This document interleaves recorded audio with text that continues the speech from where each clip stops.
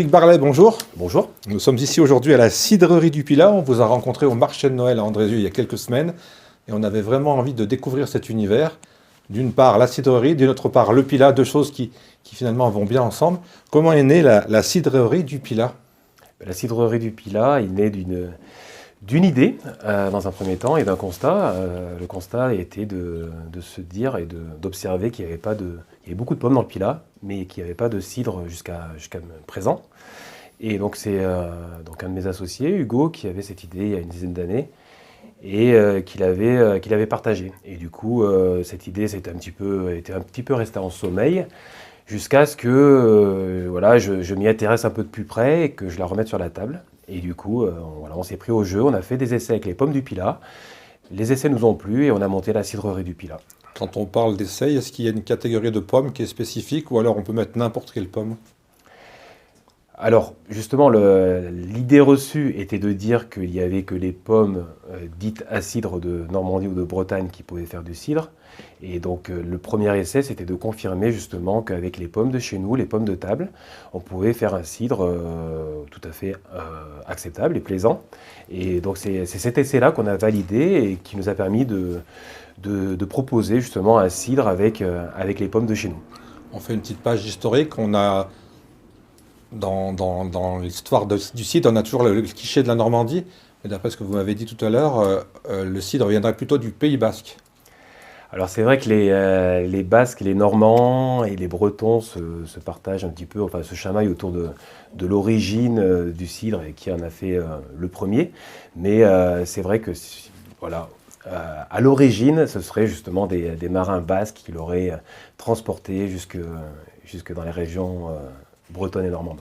La cidrerie du Pilat, elle existe depuis quand alors? La cidrerie du Pilat existe depuis maintenant 2 ans. 2 ans. Et donc le temps on va dire, d'aménager justement la cidrerie et de commencer à faire les premières productions, ça fait environ 1 an et demi qu'on commercialise justement du cidre. Vous êtes parti un peu dans l'inconnu ou alors vous aviez déjà des gens qui vous disaient si vous faites du cidre, on va vous en acheter, on connaît des gens que ça intéresse. Comment ça s'est passé toute cette genèse, j'ai envie de vous dire? Je dirais que, alors c'est pas qu'on est parti dans l'inconnu, mais on a quand même pris des risques, Ouais. parce qu'on est dans une région où justement le cidre n'existait pas. Et le challenge, c'était justement de pouvoir proposer cette nouvelle boisson avec les pommes du parc régional du Pilat. Et notre travail, qui continue encore aujourd'hui, c'est de faire découvrir justement ce cidre, qui est un cidre nouveau, parce que on est les premiers, on est la première cidrerie de la Loire. Et du coup, ça permet justement de mettre en avant ce travail. Dans la région, on croise beaucoup de gens qui proposent du jus de pomme. Quelle est la différence finalement fondamentale entre un jus de pomme et du cidre? La différence... C'est la fermentation? Voilà, la différence toute bête, c'est que le cidre, c'est un jus de pomme qui a fermenté, donc le sucre s'est transformé en alcool, avec donc des levures qui participent à cette fermentation. Au niveau de l'alcool, c'est quel degré? Nous, en ce qui nous concerne, nous produisons un cidre extra brut. Ouais. Donc on est sur un cidre qui est un tout petit peu plus alcoolisé que les cidres industriels classiques. Donc on est autour de 6-7 degrés. Parce que j'imagine qu'il y a une réglementation par rapport à un jus de pomme. Quand on est dans de l'alcool, il faut peut-être des autorisations différentes? À partir du moment où on produit de l'alcool, on doit avoir des autorisations, bien sûr, pour pouvoir en détenir. Et après, comme toute personne qui produit de l'alcool, il y a une déclaration auprès des douanes mensuelle à faire. Vous avez parlé de pommes du Pilat. Quels sont un peu les secteurs où vous allez chercher des pommes? On parle souvent de Pélussin. Est-ce qu'il y a d'autres endroits? C'est vrai que nous, Pélussin, c'est un peu l'endroit où justement... La capitale de la pomme? C'est un peu la capitale de la pomme de la Loire. Et c'est vrai que c'est l'endroit où justement on va sélectionner nos pommes auprès de la coopérative des balcons du Pilat ou alors chez certains arboriculteurs où on a pu trouver des variétés qui nous intéressaient. Et ensuite, en ce qui concerne notre process de fabrication, le jus est pressé également dans le Pilat, au presseur du Pilat. Et il arrive jusqu'ici où là, on va commencer justement sa transformation en cidre. Quand on le met dans une cuve et quand on tire un petit peu le bouchon pour l'extraire, il se passe combien de temps? Il faut compter, ça peut être variable, mais il faut compter entre 1 mois et demi et 3 mois en fonction de la vitesse de fermentation qui dépend de différents paramètres. Et après, il y a encore un autre temps de repos, de le mettre au froid. Comment ça se passe aussi après la sortie de cuve? Ça va directement dans une bouteille et on peut le consommer? Ou alors il y a encore d'autres étapes? Voilà, en ce qui nous concerne, il faut attendre un petit peu parce que, contrairement à 95% des cidres, notre cidre, il n'est pas pasteurisé, il n'est pas gazéifié. Tout est naturel. Tout est naturel, donc en fait, on a une effervescence qui se produit dans la bouteille. Et pour que l'effervescence, elle se produise dans la bouteille, grâce aux levures, il faut attendre un petit peu de temps. Donc c'est pas immédiat. Pour revenir à la pomme, vous avez parlé tout à l'heure de pommes de table. Quand on achète des pommes, quand on mange des pommes, on regarde aussi la beauté de la pomme, j'ai envie de vous dire. Est-ce que vous vous attachez à prendre des pommes qui sont un petit peu abîmées, avec moins jolies pour la consommation directe sur les stands? En fait, par défaut, que ce soit pour le jus ou dans notre cas, nous prenons justement de la pomme qu'on appelle de la pomme déclassée, c'est-à-dire que c'est justement les pommes qui ne sont pas toutes belles, toutes rondes ou qui n'ont pas, qui n'ont pas une couleur complètement homogène. Donc ces pommes-là sont destinées justement à être consommées sous forme de jus ou de cidre par la suite. Le cidre, on l'utilise pourquoi finalement? On le boit, est-ce qu'on l'utilise pour la cuisine? J'ai même vu sur le marché, je me souviens, où il y avait une sorte de crème ou de quelque chose qu'on peut ajouter dans les plats. Vous faites autre chose que voilà. de la boisson. Alors nous, c'est vrai que si on a développé une gamme assez complète. Donc on est du confit, quoi, si je trouve le voilà, exact. c'était une sorte de confit. C'est voilà. notre gelée de cidre qu'on a Gelée, appelé, voilà, exactement. qu'on a appelé le cidre à tartiner. En fait, nous, on a une gamme assez complète. Donc déjà, nos cidres, c'est des cidres extra brut, donc c'est des cidres avec des fines bulles qu'on va pouvoir apprécier à l'apéro ou même en accompagnant certains plats. Et c'est vrai qu'on est sur des produits de dégustation. Et là, on va se rapprocher des beaux jours. Et c'est vrai que là, jusqu'à présent, avec l'hiver et les fêtes de fin d'année, on a surfé un peu sur l'accord traditionnel autour des festivités, des crêpes, de la chandeleur. Mais là, avec les beaux jours, on invite les gens justement à consommer un cidre qui est rafraîchissant et qui peut très bien se substituer à une bière ou à toute autre boisson gazeuse. Vous vous adressez à qui finalement? Aux Stéphanois et aux Ligériens lambda et peut-être même d'autres régions, parce que maintenant on peut vendre de partout. Ou alors c'est des professionnels, ça se passe comment aussi la vente? Nous, on a différents canaux de distribution. Donc les professionnels, il y a un certain nombre de professionnels qui nous font confiance depuis le début, que ce soit des cavistes locaux, des épiceries fines, et petit à petit des restaurateurs qui l'intègrent justement, soit sous forme de cocktail, soit en accord avec leur plat. Et c'est vrai qu'on invite les gens justement à faire l'essai sur nos cidres et à l'associer à différents moments de partage et différents moments gastronomiques. On vous retrouve sur des salons, sur des marchés?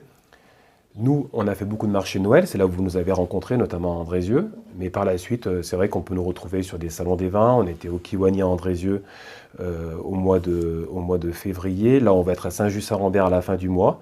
On va être également présent sur le salon Label et Saveurs. Dont on a parlé également, qui est fin mars. Qui est fin mars, ce même week-end. Donc on sera sur 2 événements, donc à Saint-Just-Saint-Rambert au Salon des Vins, et puis au Salon Label et Saveurs, où là on va aussi pouvoir rencontrer à nouveau les Ligériens. Votre production, elle se calcule comment? En semaine, en mois? Comment ça se passe là? Comment on peut dire, ou à l'année, combien de tonnes, de litres, comment ça se passe là? Comment on peut mesurer votre production? Et la production, elle se mesure. Alors, l'an passé, on a fait environ 10 000 litres. Cette année, on fera un petit peu plus. Donc, après, notre production, on la mesure soit en bouteilles, soit en hectolitres. Généralement, quand on commence à avoir un certain nombre de volumes, on parle plutôt en centaines de litres. Quand il vous manque des pommes, est-ce que vous vous autorisez à aller au-delà de Pélussin, au-delà de la Loire, au-delà de nos frontières du 42? Nous, aujourd'hui, la question, elle ne se pose pas. On pourrait très bien, sans quitter la Loire, aller prendre des pommes du côté du Jarret, par exemple, parce que du côté de Célieu, il y a beaucoup de pommes. Mais on a pris ce positionnement de travailler avec les pommes du Pilat. Il y en a suffisamment. Il y a des arboriculteurs qui justement les mettent en avant et qui travaillent dur pour sortir des belles pommes toute l'année.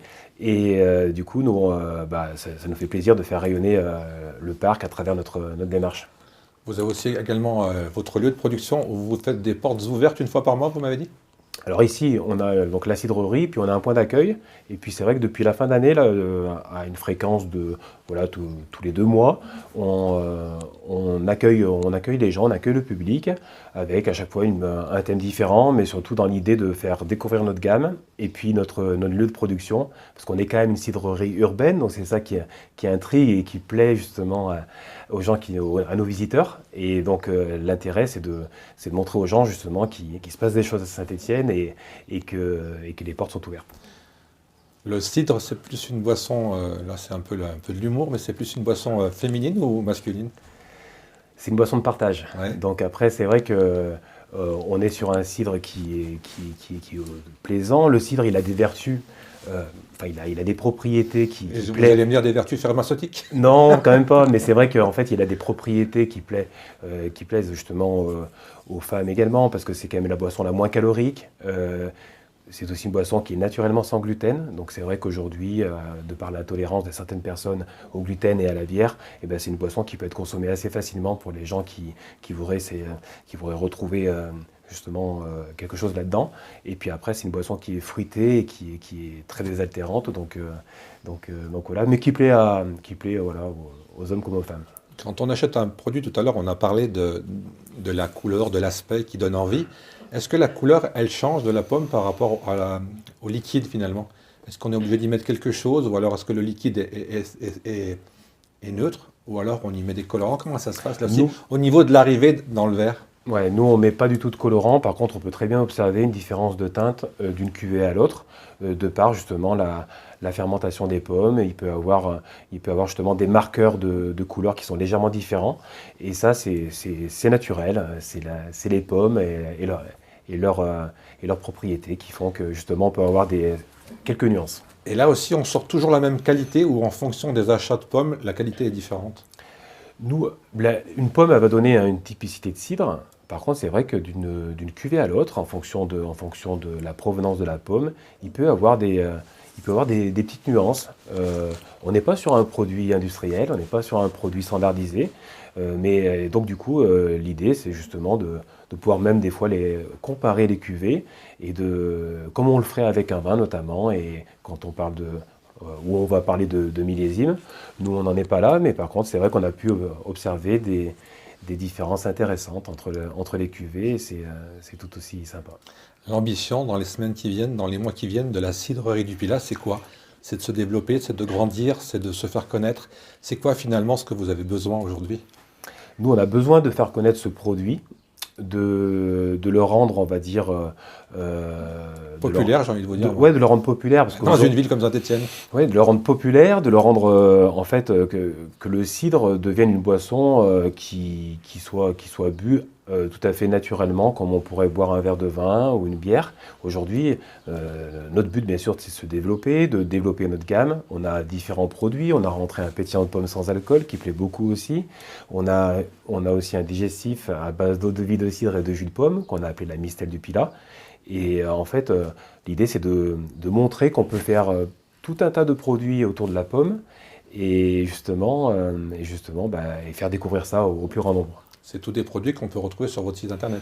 C'est des produits qu'on peut retrouver sur notre site internet et prochainement, on va ouvrir une boutique en ligne. Donc ça sera possible de commander à l'avance, de venir récupérer à la cidrerie, voire même et également de se faire livrer. Et quand on est à Saint-Étienne ou dans les alentours, qu'on veut goûter votre cidre ou un de vos produits, on se rend dans quel magasin? Quels sont les revendeurs qu'on peut trouver facilement? Là, sur Saint-Étienne, il y a quand même beaucoup de monde, mais on a quand même des caves qui nous font confiance depuis le départ. Je pense à la cave 23, à Touvin, à Sucré-Salé, à la cave Touvin qui est juste en dessous, voilà, à Montplaisir. à la cave Jauvin. Donc en fait, il y a pas mal de cavistes qui ont rentré le produit et qui le présentent et qui le connaissent bien. Et après, on a pour vocation justement de pouvoir travailler avec d'autres établissements. On a commencé à travailler avec des boulangers là, en début d'année, notamment avec la maison Farineur qui a fait toute une campagne autour du cidre et du pétillant de pomme, et ça a très bien fonctionné. Et j'espère il y a aussi la maison Fouilla, et j'espère que l'an prochain, il y aura justement encore plus de boulangeries qui seront intéressées par le produit, avec l'idée justement de proposer un pétillant qualitatif autour de la galette ou même J'allais vous de dire, certaines pâtisseries. J'allais vous dire, je pense que ça doit être super sympa avec des bugnes. Par exemple, mais évidemment.